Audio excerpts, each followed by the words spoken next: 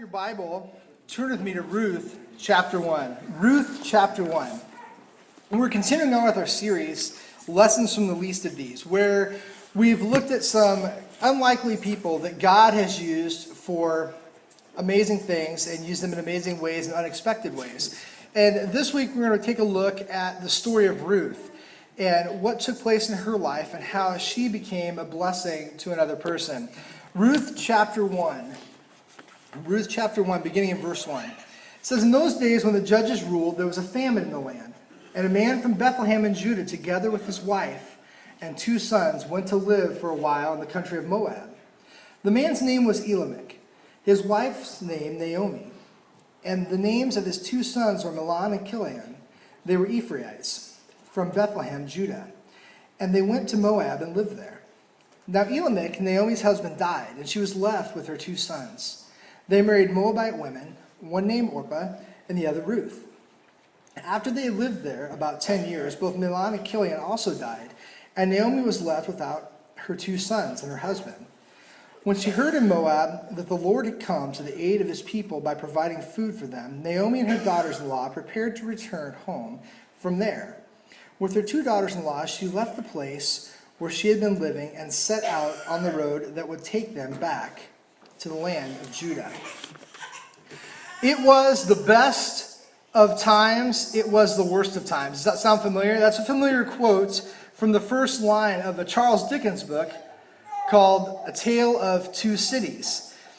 For many, this famous line, it was the best of times, it was the worst of times. Maybe that sounds a little bit like your life, the Reader's Digest version of what has went on for your whole life. You have the best of times. There are marriages, there are new jobs, there are great moves, there are children born, only to be coupled later by things like layoffs, financial issues, broken relationships, loved ones that have been taken too soon.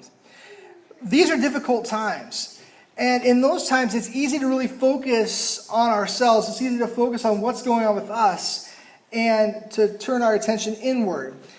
The idea of just keeping our head up and putting one foot in front of the other seems daunting at best. It seems difficult, the idea just to get through life. It seems so hard sometimes. In the first 5 verses of Ruth, we see the best of times and the worst of times. A famine forces a move. And the move results in 2 marriages to Moabite women. So that would have been the best of times. That was a good thing. The famine was a hard thing, but the marriages, that was a great result that came out of that. But 10 years passed, far too soon, we find out that they're left with 3 grieving widows in the first chapter, the first little section of Ruth. This was a difficult time. Interestingly enough, though, the book of Ruth is not really a sad story. It's not one of those stories we read and like, well, that's depressing. Why did we bother reading this story? Because no one walked away feeling good. There was no happy ending to it. There really is. If we read on further, we find that it's actually a story of redemption. And from the story of Ruth, we learn that God can use even the most difficult times to make a difference in the lives of others as he accomplishes his work. We're going to look at the book of Ruth and look at some lessons that we can learn from her story that may apply to our lives as well. If you have your Bible, turn back with me to Ruth chapter 1. We're going to pick up at verses 8 through 22. We learn from this that God uses us to bless others. God uses us to bless others sometimes. So we're going to pick up in verse 8 of Ruth chapter 1. It says, Then Naomi said to her 2 daughters-in-law, "Go back, each of you, to your mother's home. May the Lord show kindness to you as you have shown to your dead and to me. May the Lord grant that each of you will find rest in the home of another husband." Then she kissed them and wept aloud. And she said to her, "We will go back with you to your people." But Naomi said, "Return home, my daughters. Why would you come with me? Am I going to have more sons who could become your husbands? Return home, my daughters. I am too old to have another husband. And even if I thought there was still hope for me, even if I had a husband tonight and then gave birth to sons, would you wait until they grew up? Would you remain unmarried for me? No, my daughters, it's more bitter for me than for you, because the Lord's hand has gone out against me." At this they wept again. Then Orpah kissed her mother-in-law goodbye, but Ruth clung to her. "Look," said Naomi, "your sister-in-law is going back to her people and her gods. Go back with her." But Ruth replied, "Don't urge me to leave you or turn my back from you. Where you go, I will go, and where you stay, I will stay. Your people will be my people, and your God my God. Where you die, I will die. And there I will be buried. May the Lord deal with me, be it ever so severely, if anything but death separates you and me." When Naomi realized that Ruth was determined to go with her, she stopped urging her. So the two women went on until they came to Bethlehem. When they arrived in Bethlehem, the whole town was stirring because of them, and the women exclaimed, "Can this be Naomi?" "Don't call me Naomi," she told them. "Call me Mara, because the Almighty has made my life very bitter. I went away full, but the Lord has brought me back empty. Why call me Naomi? The Lord has afflicted me. The Almighty has brought misfortune upon me." So Naomi returned from Moab, accompanied by Ruth the Moabitess, her daughter-in-law, arriving in Bethlehem as the barley harvest was beginning. Ruth, as we find out, gave up everything that she had to follow Naomi. She gave up the opportunity to go back to her people, to be reunited with her family, and to start life again. This was a huge sacrifice. This would have been something that had been kind of unheard of. Oftentimes what they would do, if there was a widow, you would go back to where your family was, go back to the beginning, go back to where you started. But this isn't what Ruth chose to do. Ruth said, "You know what? I'm going to go with you, Naomi. I love you. I care about you so much that I'm going to go with you, and I have made it my pledge that I'm going to take care of you. I'm going to be with you for the rest of your life." This is a sacrifice because Ruth at that point did not know how this was all going to work out. She didn't know how the story was going to end exactly. She didn't know the blessings that God had planned out for her at that point. She just knew that she was going to go and take care of her mother-in-law, Naomi, and be a blessing to her. This was a huge sacrifice for her to leave and go to a foreign land, to go to a foreign place, to be with this woman. It required sacrifice. When we're going to be a blessing to others, it requires sacrifice. It requires giving of ourselves. It requires giving something up. Sometimes that something that we have to give up is our time. We take our time and we share it with other people, invest in them, pour into them out of love, and that is the gift that we give. That's our sacrifice. Sometimes it is a financial sacrifice. Sometimes we have to dig into our pocketbook and give to someone as they have need and attempt to be a blessing to them in that way. Sometimes it requires us to show kindness and love to people that are hard to love and are hard to be kind to. This is a difficult thing. But blessing, when God uses us to bless others, it requires a sacrifice on our part. It requires us to give up something. It requires us to put other people first and put others ahead of ourselves and our own desires. The individuals that we're serving, they may not initially appreciate it. Let's look back at Ruth. We'll pick up at Ruth 1:19. It says, "So the two women went on until they came to Bethlehem. When they arrived in Bethlehem, the whole town was stirred because of them. And the women exclaimed, 'Can this be Naomi?' 'Don't call me Naomi,' she told them. 'Call me Mara, because the Almighty has made my life very bitter. I went away full, but the Lord has brought me back empty. Why call me Naomi? The Lord has afflicted me, and the Almighty has brought misfortune upon me.'" At this point, if I would have been Ruth, to be quite honest with you, I'd have been thinking, what on earth did I just do? Because she made this huge sacrifice. She made the decision to go with this lady, and now she has this bitter, angry woman to spend the rest of her life with. It didn't seem at first as Naomi really appreciated the sacrifice, really appreciated what Ruth had done. Ruth had made this grand gesture and said, "Where you go, I will go. Where you stay, I will stay. Your people will be my people. Your God, my God." And Naomi's response was, "Call me Mara, because I am bitter." This would be a difficult place. If you've ever been around bitter people, have you spent time with them, people that are difficult to get along with? It's hard. I can't imagine pledging my life to someone that is bitter and angry, and every day when they wake up, they're going to feel like God has had something against them and has made their life miserable. It is difficult, but Ruth had made that choice and made that decision. I would love to ask her if she had second thoughts about that after that little section. If she thought, what did I do? I would have thought that. It's a difficult thing. People may not always appreciate what we do for them. People may not always appreciate the opportunities that we take when we try and bless them, but that's not the point. The point is not what we're doing for them. The point is that we're trying to serve them out of our love for them and our love for God.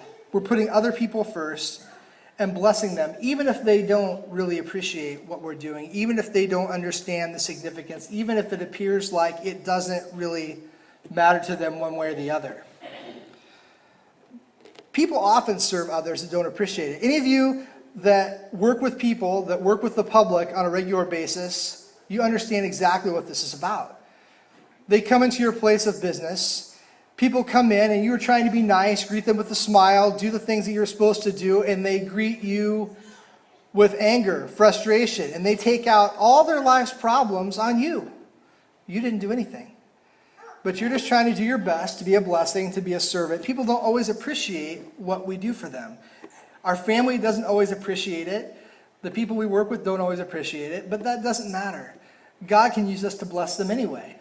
We have to be a blessing to those around us, no matter what their response is.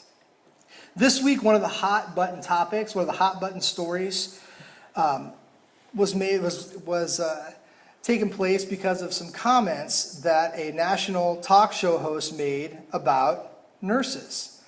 She made this comment about nurses, and basically it was a belittling, demeaning kind of comment about nurses and their role. She didn't really appreciate them, which caused a firestorm of controversy that's still going on. The nurses, as it turns out, got a little bit out of shape about that. They didn't like to feel unappreciated, unimportant, and unvalued, and I can understand that. They wanted people to see they do things. Their job is important, and they play a major role in the lives of others, and they take care of people. It's a difficult thing. It's difficult for us when we feel unappreciated as well. But regardless of appreciation, regardless of any credit given to us, it's up to us to be a blessing to others, whether they care or not. Some interesting things happen when we become a blessing to others, and that brings us to the second lesson that we learn, and that is God can bless us unexpectedly as we seek to bless others. God can bless us unexpectedly as we seek to bless others. If you pick up with me with Ruth chapter 2, verses 1 through 12, you'll see what I mean. It's an interesting occurrence what takes place. God had other plans in mind for Ruth. As we pick up with Ruth chapter 2, verse 1, it says, Now Naomi had a relative on her husband's side from the clan of Elimelech, a man of standing whose name was Boaz. And Ruth the Moabitess said to Naomi, Let me go to the fields and pick up the leftover grain behind anyone in whose eyes I find favor. Naomi said to her, Go ahead, my daughter. So she went out and began to glean in the fields behind the harvesters. As it turned out, she found herself working in a field belonging to Boaz, who was from the clan of Elimelech. Just then Boaz arrived from Bethlehem and greeted the harvesters. The Lord be with you. The Lord bless you, they called back. Boaz asked the foreman of the harvesters, Whose young woman is this? And the foreman replied, She is the Moabitess who came back from Moab with Naomi. She said, Please let me glean and gather among the sheaves behind the harvesters. She went into the field and has worked steadily from morning till now, except for a short rest in the shelter. So Boaz said to Ruth, My daughter, listen to me. Don't go away and glean in another field, and don't go away from here. Stay here with my servant girls. Watch the field where the men are harvesting, and follow along after the girls. I have told the men not to touch you, and wherever you are thirsty, whenever you are thirsty, go and get a drink from the water jars the men have filled. At this she bowed down with her face to the ground. She exclaimed, Why have I found such favor in your eyes, that you notice me, a foreigner? Boaz replied, I have been told all about what you have done for your mother-in-law since the death of your husband, how you left your father and mother in your homeland and came to live with a people you did not know before. May the Lord repay you for what you have done. May you be richly rewarded by the Lord, the God of Israel, under whose wings you have come to take refuge. God can bless us unexpectedly as we seek to bless others. God blessed Ruth more than she could have imagined, more than she could have expected, really. She was blessed with food and with safety, someone to take care of her and watch over her, a place to be. In those times, it would have been difficult for a woman to make ends meet. You couldn't go down to the local store and get a job. You couldn't log on to omahahelpwanted.com or wherever you would go and find some place to work. It didn't work that way. You couldn't find jobs in the same way that we do them today. In those times, it was a matter of survival. And that's what Ruth was doing, not only for herself, but also for Naomi. Her job was to go out in the field and just find something to eat. That was basically it. Go out and find something to sustain them, something to help them, to give them life, and to help them make it through to the next day. And that's what what Ruth was doing for her and Naomi. Ultimately, she could have never imagined the kindness she would be blessed with, how God would bless her. Having someone take care of her, watch over her, give her a place to glean, a field with which to work. And ultimately, it led her to meeting her husband and also having a son. And she couldn't have known at that point all the ways that God was going to use this. All she knew is she needed to survive and she needed to take care of her mother. And that's what she did. God's blessings often come when we need them the most, when we're not expecting them. Psalm 31:19 talks about the Lord and his goodness. It's written, "How great is your goodness, which you have stored up for those who fear you, which you bestow in the sight of men on those who take refuge in you."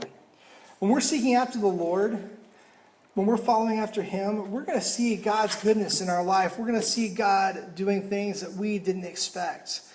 God will bless us in amazing ways when we're following him. There'll be difficult times, and there'll be hardships, and there'll be things we have to endure. But God is there with us all the time, seeking it, being with us and seeing us through these difficult situations because he loves us that much. He cares about each and every one of us. He cares about what's going on. Even when he seems far away, God is closer than you think. Removing ourselves from the picture leaves room for God to do his work in our lives. When we start putting other people first, when we put other people first in our lives, God, it's amazing where he shows up and the places that he comes and the places that he steps in. And we begin to see his presence in our own life when we didn't even expect it. Things happen that we didn't anticipate, we couldn't anticipate, but can come only from God. He loves us that much. He is with us, and he blesses us in ways that we can't even imagine. When we take time out to be serving other people, when we put other people first, and we shift the focus from ourselves to other people. When we get bogged down thinking about what's best for me and what's best for myself, we miss out on what God is doing. We miss out on all these great blessings that God can do with us and through us. It was fun this summer. A group of us loaded up and we got in a van and traveled 4 hours down the road to Missouri, to Lamont, Missouri, and went to the Show Me Christian Youth Home as our missions trip.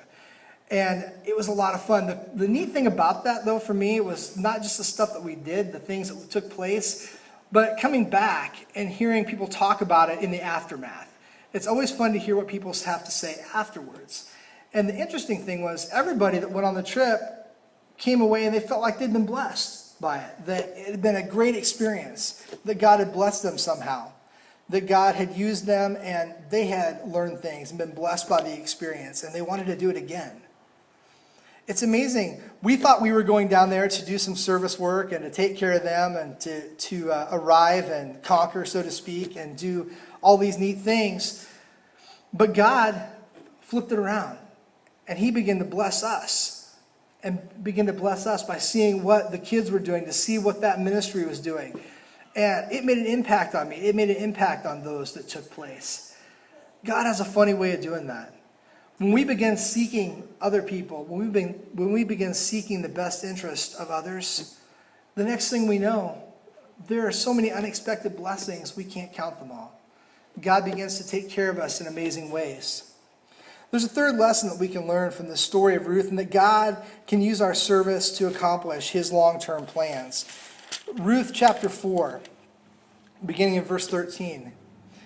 It's interesting to see where God worked through this whole story.